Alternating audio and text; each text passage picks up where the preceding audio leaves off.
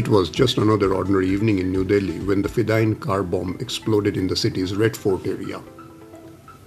13 lives were lost, 20 more were thrown into the chaos, their screams mixing with the sirens that quickly swallowed the air. Within hours, India's security agency traced the fidayeen attack to a familiar sleeper cell, attached to a terror network with threads running across the western border. But this time the shockwaves weren't just from the blast. They were political, strategic, even existential. Because this attack didn't just tear into New Delhi. It tore into Indian Home Minister Amit Shah's previously unblemished record on internal security. And it pierced a city that, after decades of violence, had not seen a terror incident since 2011.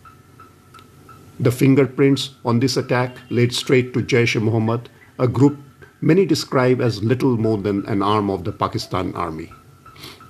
But that's not new. India has dealt with Pakistan-origin terror for years. Also, the burning question is not about the 13 dead, nor the dozens injured, nor the rapid multi-agency investigation. The real question, the one haunting India, is what will India do now? Back in April, after a terror strike in Pahalgam, India's answer was swift and brutal. Operation Sindoor rained fire on Pakistan's military and terror installations. And out of the operation was born a new doctrine. Any further Pakistan-origin terror attack will be assumed to be an act of war. So naturally, the world's gaze now shifts to one man, Prime Minister Narendra Modi. Will he once again unleash his generals? The signs are familiar. Last time Modi, who almost never speaks publicly in English, suddenly dropped a few lines in the language while campaigning, clearly meant for a global audience. This time in Thimpu, he did it again. But the tone felt different, sharper, less diplomatic. Almost as if the message wasn't for the world, but for India. Because public sentiment is boiling.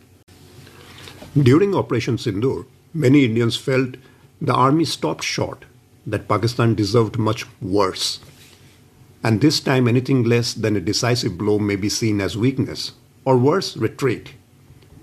All the more so because several police personnel were lost in Srinagar police station while trying to store and check the confiscated explosives from the sleeper cell. But here's the dilemma. What should India hit? Pakistan's permanent terror infrastructure is now mostly gone. What remains are makeshift hubs, mobile training pockets, hard targets that may yield little strategic value even if destroyed. So what could be the objective? What do you strike when the enemy hides in shadows? One answer, dangerous, bold, almost unthinkable, may be circulating in the strategic circles. Target the leadership, the very military top brass in Rawalpindi. Because as long as Pakistan's generals nurture and export terror, terror will continue. But striking the general headquarters in Rawalpindi isn't like striking a terror camp in Balakot. It's an act with global consequences. Israel targeted Iranian generals because it had tacit Western approval.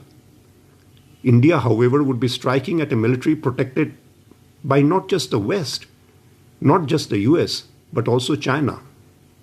Three powerful patrons, one fragile battlefield.